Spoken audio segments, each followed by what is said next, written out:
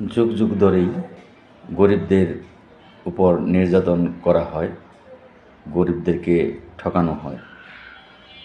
হঠাৎ করেই মহামান্য হাইকোর্টের রায়, ঢাকার রাজপথে ব্যাটারি চালিত রিক্সা চলতে পারবে না। আর সেই রায় বহালের জন্য আইনশৃঙ্খলা বাহিনীর সদস্যরা উঠে পড়ে লাগল। তারই ধারাবাহিকতায় ব্যাটারি চালিত রিক্সা চালকগণ আজকে বেশ কয়েকদিন যাবৎ তারা কিন্তু রাস্তায় নেমেছে।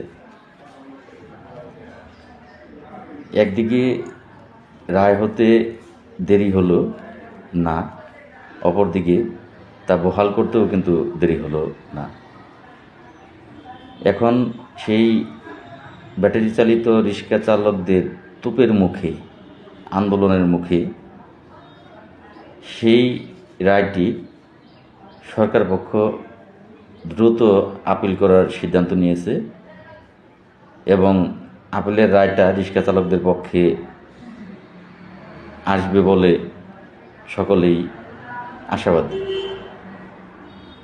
আসলে যুগ যুগ ধরেই গরিব মানুষদের উপরই কিন্তু নির্যাতন করা হয়। অপরদিকে ৪৫,৮৭০ জন গ্রাম পুলিশের মামলাটি হাইকোর্টে রায় দেওয়ার পরও সরকার পক্ষ কিন্তু তা বহাল না করে আপিল করেছে।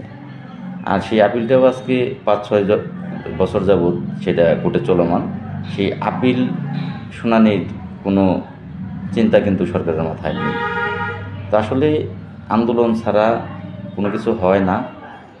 আর এটাই প্রমাণ যে পৃথিবীটা সত্যের ভক্ত, নরমের জম। অধিকার আন্দোলন করেই আদায় করতে হয়। আন্দোলন ছাড়া কেউ কাউকে অধিকার ফিরিয়ে দেয় না। ৪৫,৮৭০ জন গ্রাম পুলিশ বাহিনীর সদস্যদের যেই ভাগ্যটা, সেইটা ফিরে পেতে হলে, মুক্তি পেতে হলে অবশ্যই আন্দোলনের কোনো বিকল্প নেই। আপনারা বিভিন্ন জনের আন্দোলন দেখে শেখা উচিত আপনাদের যে আসলে অধিকার আদায় করে নিতে হলে ঘরে বসে থাকলে চলবে না। অবশ্যই আপনাকে অধিকার আদায়ের জন্য রাজপথে নামতে হবে।